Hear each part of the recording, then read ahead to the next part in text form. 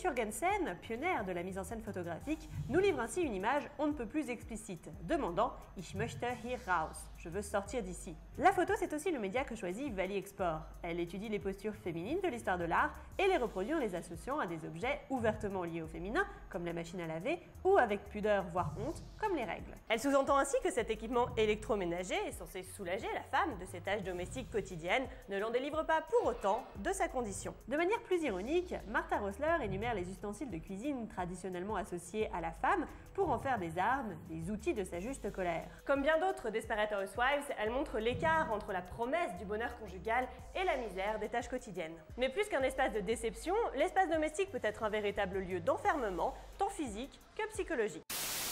En Grèce, il est le plus souvent présenté avec un buste de femme, tandis que dans l'art mycéen et étrusque, la partie antérieure est plus frêle que celle d'un lion. Certaines représentations font même penser qu'il pourrait s'agir de pattes et de queue de lévrier. Ailleurs, le sphinx peut aussi être mi-humain, mi-taureau. Pline l'Ancien, dans son Histoire naturelle, rapporte les paroles de Pomponius Mela, le plus ancien géographe romain connu du 1er siècle dont on ne sait presque rien, mais qui décrivait les sphinx comme des créatures étranges, mais réelles, qui vivaient dans les monts de cette chère Éthiopie, vivier de nombreuses créatures dans la conception du monde que se faisaient les anciens. Pline et le géographe s'accordaient sur le fait que ces créatures avaient le poil sombre et des mamelles de femme sur l'estomac. En Égypte, le sphinx dans la religion était l'emblème de la souveraineté, de la sagesse, de la force divine, de la majesté impassible et du repos inviolable. Il représentait toujours un dieu ou un roi, mais ça revenait au même puisque dans l'Égypte antique, le pharaon était l'incarnation du dieu Ra, divinité solaire.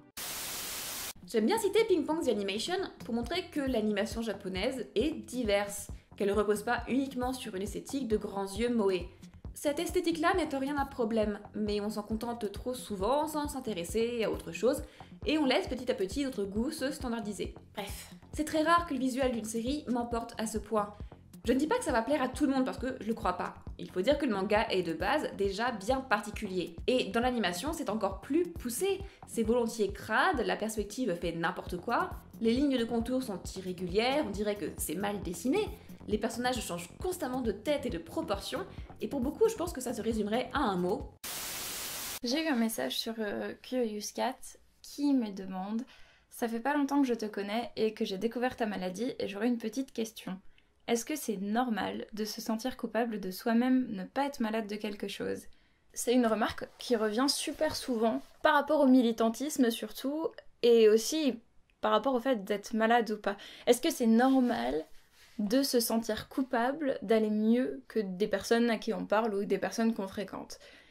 Et ma réponse, alors pour synthétiser, j'aurais tendance à dire oui, ça se comprend, mais c'est contre-productif. Je vais développer, ne t'en fais pas, on est dans un tourné en rond, c'est fait pour ça.